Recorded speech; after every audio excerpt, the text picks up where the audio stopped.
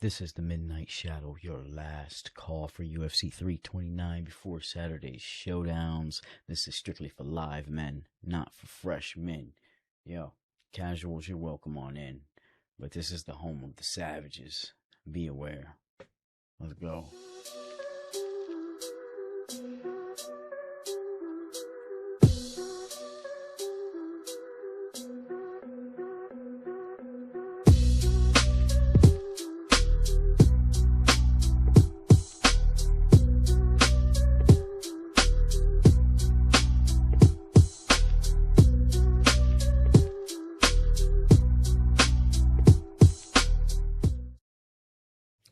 Peace.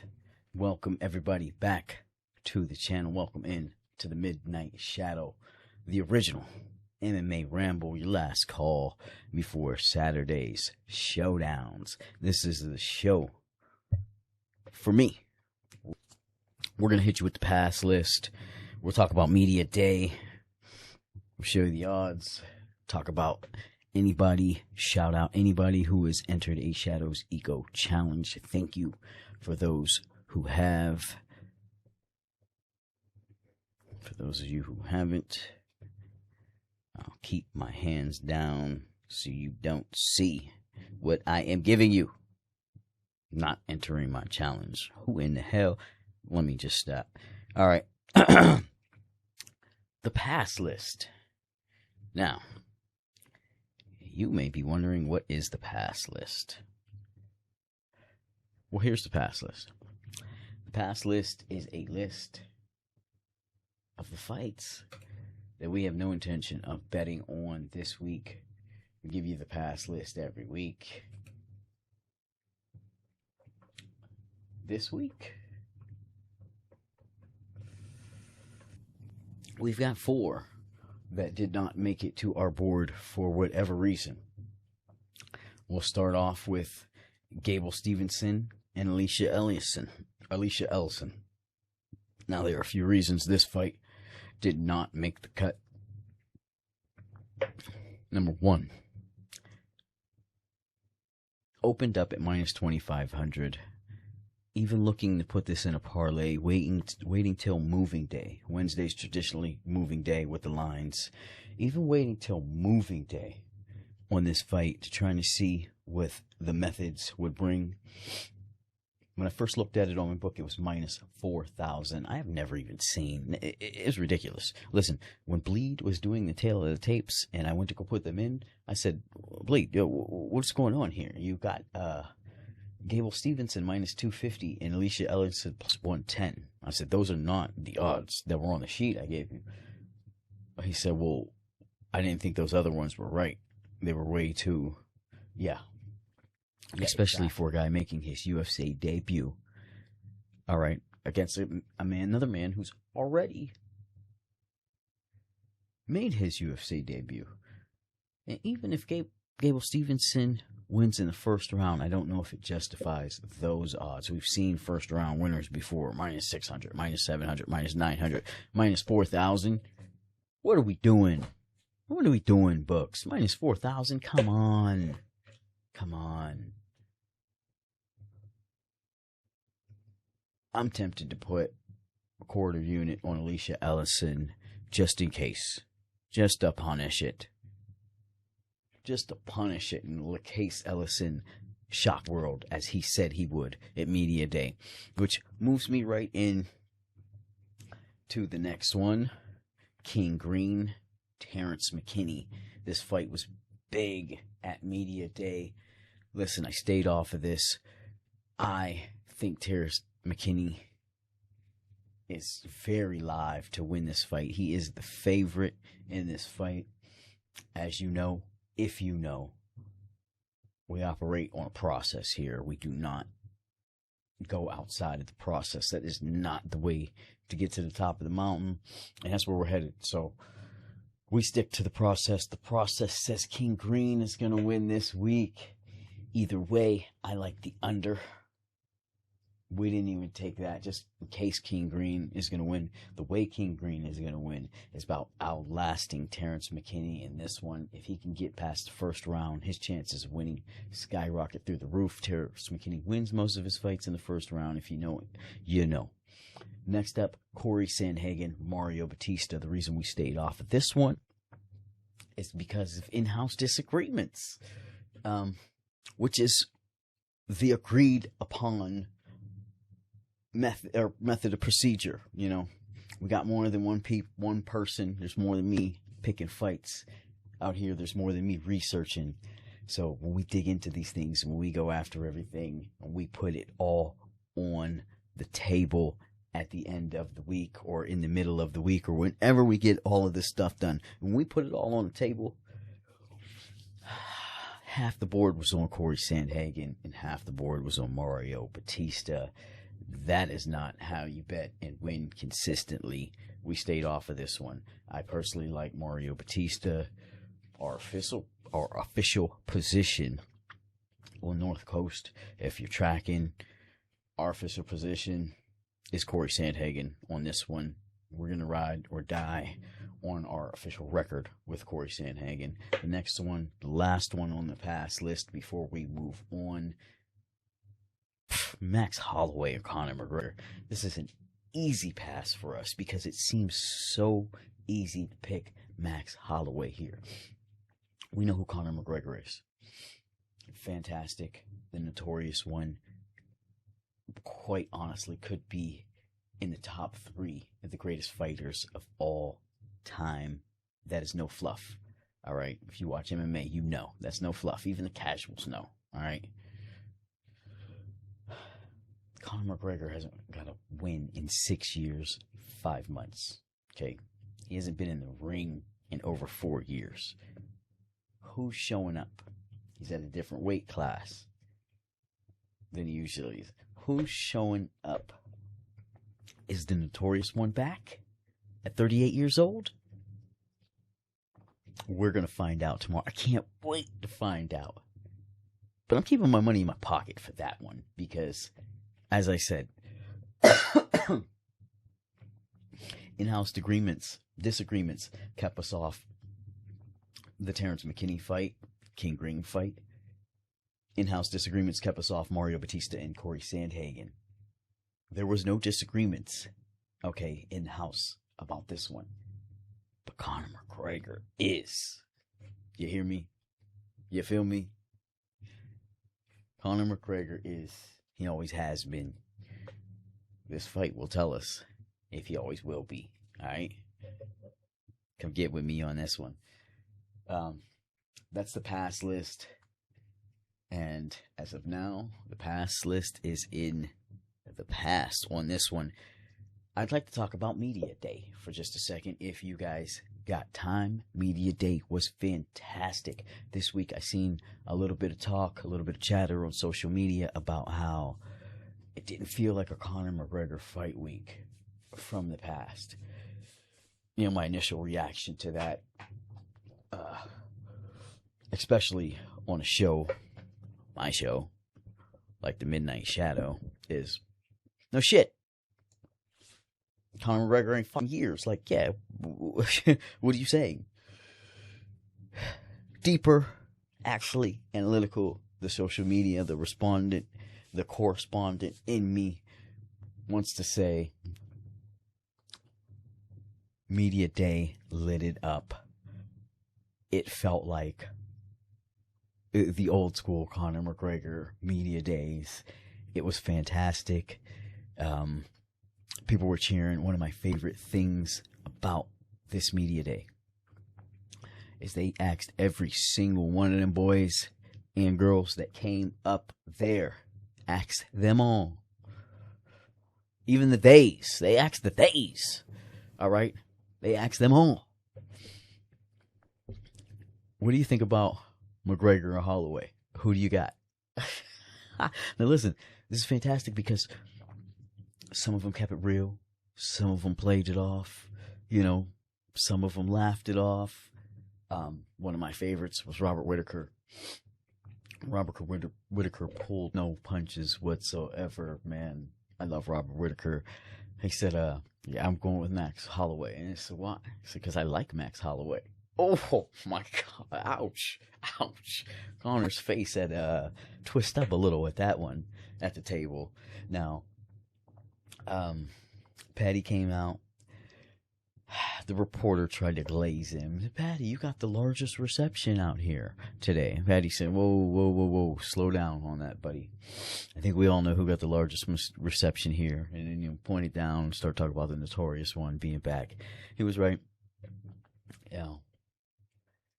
They tried to do him at the podium. He didn't fall for it. Actually, I think Patty, he got a couple short with a couple reporters with a couple questions. A couple of the lads, he said. I think Patty was a little tense out there, and that is no surprise facing the god of war, BSD. We're on BSD, right? All you Patty lovers out there. I'm not a Patty lover. I keep it real out here. We do our thing. We go through the process. I was on Patty last time. What happened, Patty lovers? I was with you. I was on Patty. How come Patty's not the champ? Yeah. We're not going to go there. Fantastic media day. I think it returned to the essence. I think Dana and the whole crew should be very happy with media day. One other note I'd like to say about media day that I took from media day that was absolutely fantastic for me. Rob Whittaker interview. If you haven't seen anything this week, besides for the Midnight Shad0w, if you haven't seen the rest of our social media, what we have going on, Robert Whittaker is our anchor this week. He's the 100 down play. I mean, he's not the only one. He's just, half of the play. He doesn't mean anything if Alessandro Costa doesn't win as well.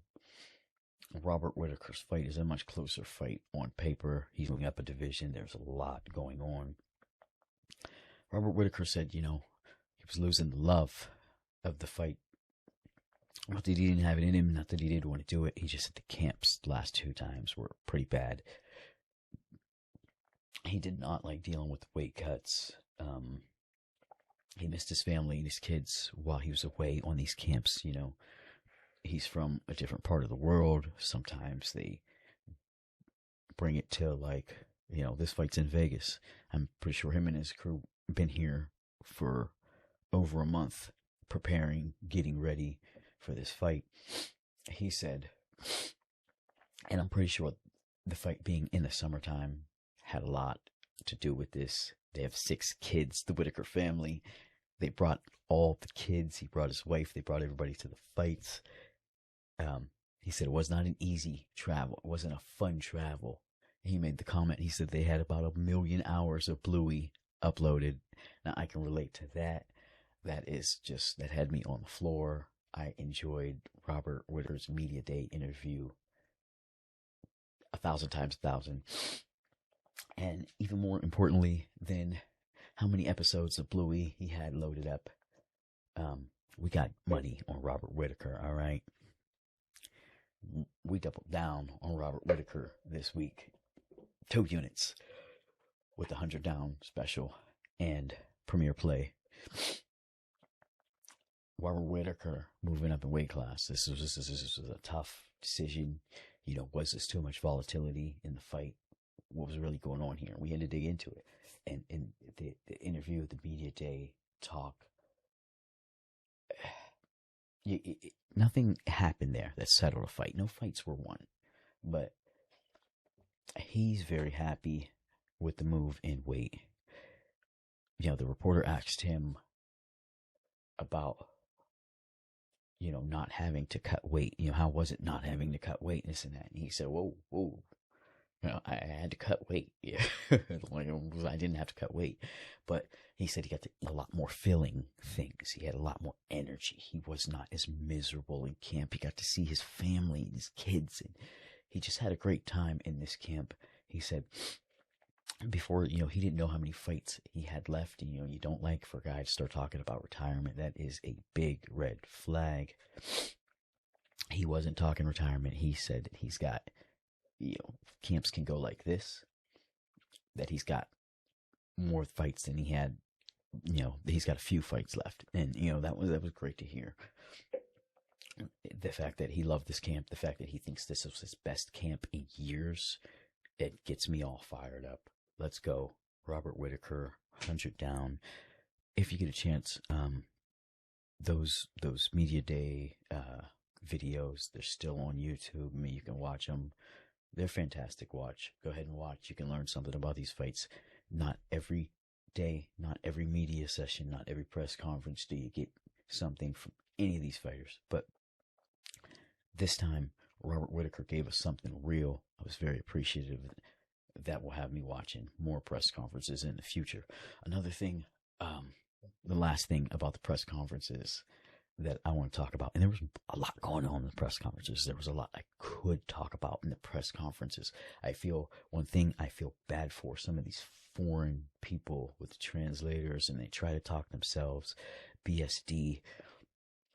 We know who BSD is, and I've seen BSD at press conferences when the fights were in France. Totally different person at the press conferences. He's trying, he's understanding, he's trying to speak English, and he's, we go fight, the language barrier is a definite misdirection when it comes to personality.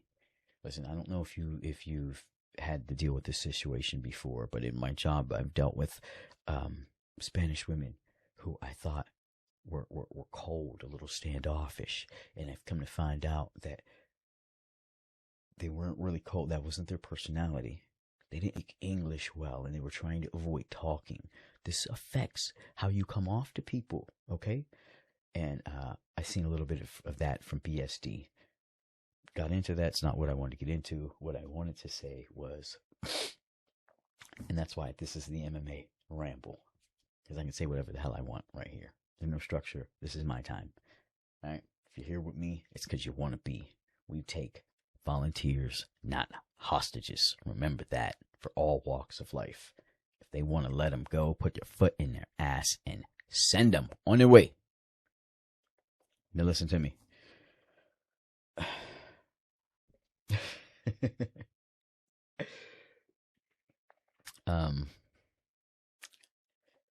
What are we talking about here?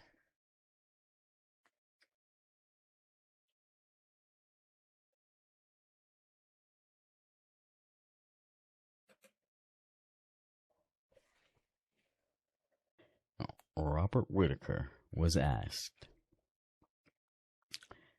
a teammate of yours, a friend, is now the champion in the division you moved to.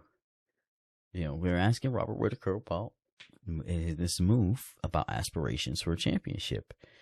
And while Robert Whittaker still would like to win a championship, Robert Whittaker, my opinion of Robert Whittaker went up 1,000 points. Not that he cares, but twice this week it went up 1,000 points. Robert Whittaker is one of my favorites. He was one of my favorites before. He's one of my absolute favorites now. Robert Whittaker was asked, given the situation with Terrence McKinney and King Green. Now, if you don't know anything about that situation, Terrence McKinney and King Green, Bobby King Green said that when Terrence McKinney accepted the fight, he called him. He said, "What are you doing? I thought you were the homie. Homies don't fight each other." He talked about another fighter who's on his team that he's close with, that they agreed not to fight each other. He said he had talked with McKinney and they thought that they weren't going to fight each other. He said McKinney said something to the effect that he didn't want people to think he was a punk. He didn't want people to think he was scared for not accepting the fight. And Bobby King Green said that he responded to him with, "What the hell do you care what people think?" He said, "Me, you know the real. I know you're not scared. I know that we're not fighting because we're homies." So there was a lot made about that by Bobby King Green. There was a lot going on with that. Robert Whittaker was asked, would he fight Carlos Ulberg, and without hesitation, he said, and this is a quote, ladies and gentlemen, "I do not fight people I eat with, period." He said he is not going to fight Carlos Ulberg, because that is his friend. Man, the respect I have for Robert Whittaker, through the roof. I loved Media Day. It was fantastic.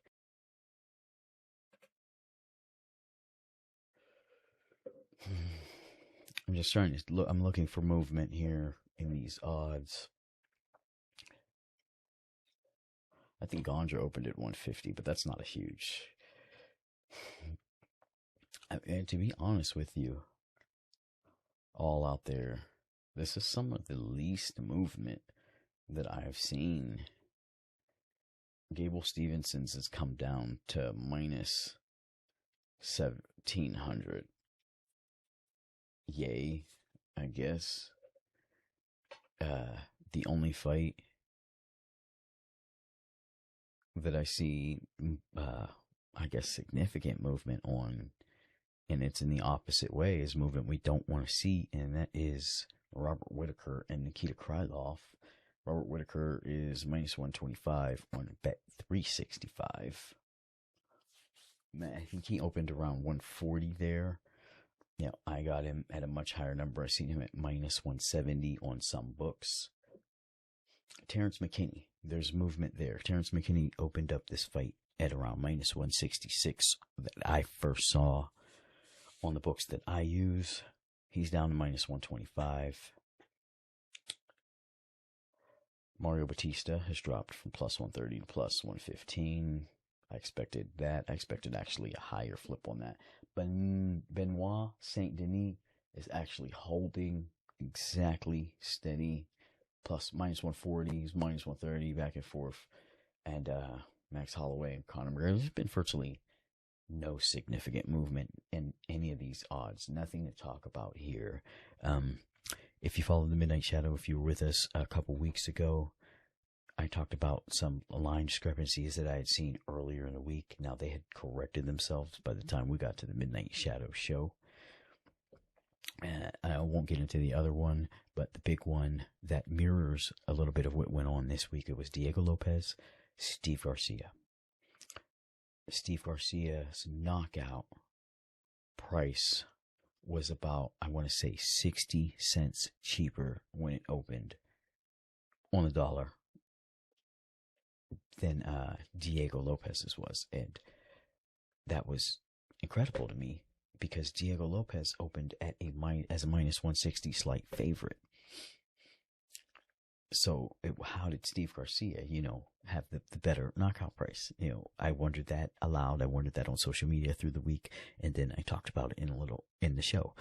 By the time we'd actually got to midnight that week, Steve Garcia's line was the most favorable line. As far as, knockout prices, it was the shortest one after that. We expected it. This week, that discrepancy was in Kong Wang and Tracy Cortez. In that fight, to begin the week, Tracy Cortez was plus 140 to win by decision. Kong Wang was plus 220 to win by decision. Those were the two shortest methods involved in that fight. Tracy Cortez was at 80 cents. Yeah, she cost you 80 cents on the dollar more for her. But Kong Wang was and still is to this point the favorite in the fight at minus 115. She went from minus 120 to minus 115. Very little movement whatsoever. If in fact, at this second, I got the book on here right now. Kong Wang, minus 112. Tracy Cortez, minus 104. Virtually the same odds. Price came down a little bit. And it's just the same. it is the same. This has not changed. Tracy Cortez by points, plus 140. Wang Kong by points, plus 220. The next 3 closest lines are all Wang Kong. I guess that's how they can justify it. Wang Kong by knockout, plus 600. Wang Kong by submission, plus 750. So the first 4 methods of victory, 3 of them are Wang Kong. But the top one, and by 80 cents, is Tracy Cortez. We don't play the fights by the odds. Sometimes we have to bet by the odds. We're not going to, you have to bet by the odds. We're not going to take Dable Stevenson minus 1,700, Okay. We had before, if there were no odds, period, we break down the fights. We were going to come back in here and tell you that we thought Kong Wang was going to win this fight by decision. That was our position, regardless of odds. Now you're telling me I can get Kong Wang to win this fight at plus 220 by the method I think she's going to win? We're in. We're in. Give me that. We're in. I could not wait to get to this point. I could wait to get to this point. It wasn't the whole star of my week, but I definitely thought when I got to this point that I would get on here and tell you all that these odds were off all week and that they righted themselves, and we got this great number on Wang Kong here. We did, and I thought that number would be losing. I thought I would tell you that we had this great number that I thought was losing value. It's not losing value. It is held steady. It is where it is, and that is a surprise. We added 1 play from our board. Our original board, we had 5 plays. If you didn't happen to catch the video or any other thing, for those 5 plays, we added 1 more play. Damian Pinos by knockout, minus 115 over Cesar Alameda. That one is going to be a firecracker, and it's going down early. This whole 329 card is fantastic setup. If you know me, I don't mind any of the fights. You'll never hear me complaining about fights. You'll never hear me complaining about breaking down the fights. I love to watch fights. I'll pull up and watch 2 cousins fight at the backyard on a family reunion over the last piece of sweet potato pie. I do not care. We're watching fights. We're breaking them down. That being said, great cards. Great card. Say it 3 times. Say it with your chest if you really mean it.